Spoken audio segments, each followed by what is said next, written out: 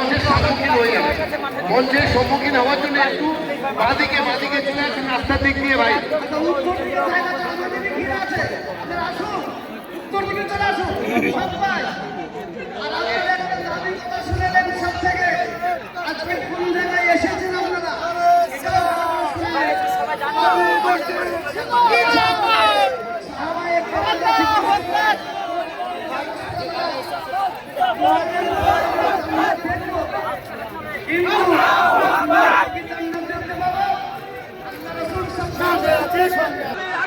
বিশেষ করে হরিয়ারপাড়ার আইসি অরূপ রায় এবং রেজিনগরের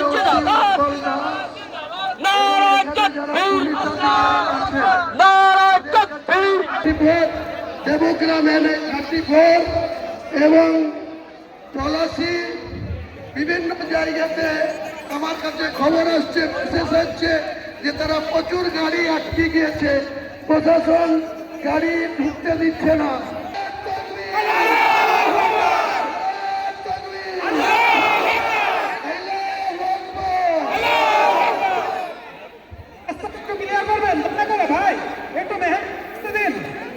ভাই ভলেন্টিয়ারদের কাছে অনুরোধ, তারা তাদের দায়িত্ব পালন করুন। এবং আর এখানে ফারুক সাহেব আমাদের সামনে চলে এসছেন। ফারুক সাহেবকে ভাই রাস্তাটা খালি করে দিয়ে ওনাকে স্টেজে আসার পর্যন্ত সুযোগ করি। তাই মিডিয়া এবং অন্যান্যরা যারা রয়েছে তাদেরকে আমরা বলি ভাই আমরা একটু যে যার দায়িত্ব কর্ম সহযোগিতা করি। ওলামাদেরকে বলবো আমরা স্টেজে যথাযথ যেমন বসেছিলাম বসে থাকি। ভাই আমাদের প্রোগ্রামের মধ্যে কোনো বিশৃঙ্খলা চাই না, ওলামাদেরকে বলবো স্টেজে বসে থাকি। ভাই আমরা বলছি ভাই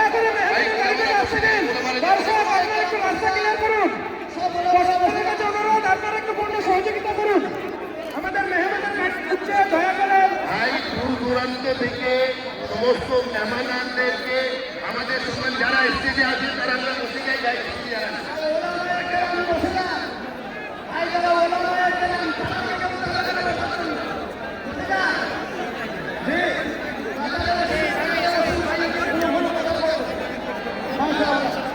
এরপর আমি মৌলানা নাসিরউদ্দিন রিজভীকে গজল শোনানোর জন্য আহ্বান